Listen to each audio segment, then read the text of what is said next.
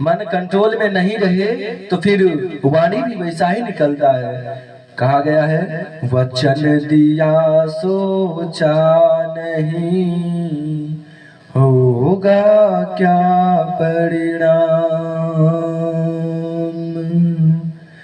सोच समझ कर कीजिए जीवन में हर काम। सोच समझ कर कीजिए जीवन में हर काम।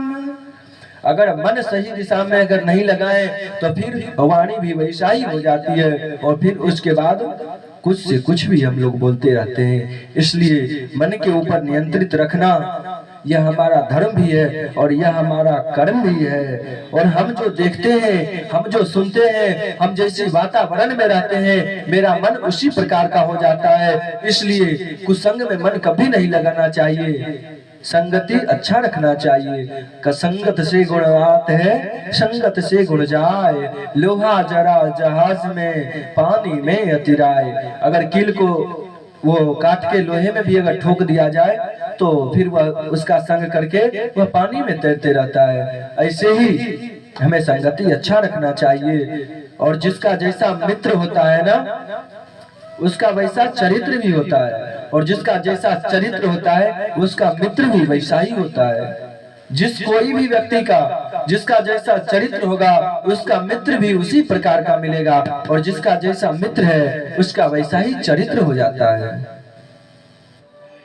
आपका चरित्र अगर सही नहीं है तो मित्रता अगर अच्छे लोगों के साथ कर लेंगे और उससे अगर सीख लेंगे तो फिर कुछ कुछ करके सीखते जाएंगे तो फिर आपका भी चरित्र वैसा ही बन जाएगा।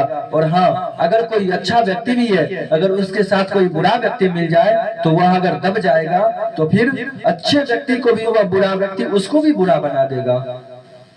इसलिए यह बात का ध्यान रखना चाहिए कि संगत सही रखना चाहिए, यह भी मायने रखता है। और माहौल, वातावरण यह सब अच्छा बनाए रखने के बाद फिर नजरिया अगर सही रहे तो फिर हम जो भी काम को दिन भर हम अगर दिन भर देखते हैं, सुनते हैं, दिन भर हम जिस विषय पर चिंतन करते हैं, जिस काम को हम दिन भर चिंतन करते हैं, वही चीज रात को स्वप्न में भी देखते हैं, और वही चीज ज्यादातर संभावनाएं होती है हमारे साथ घटित होने की। इसलिए इस बात का भी ध्यान रखना चाहिए।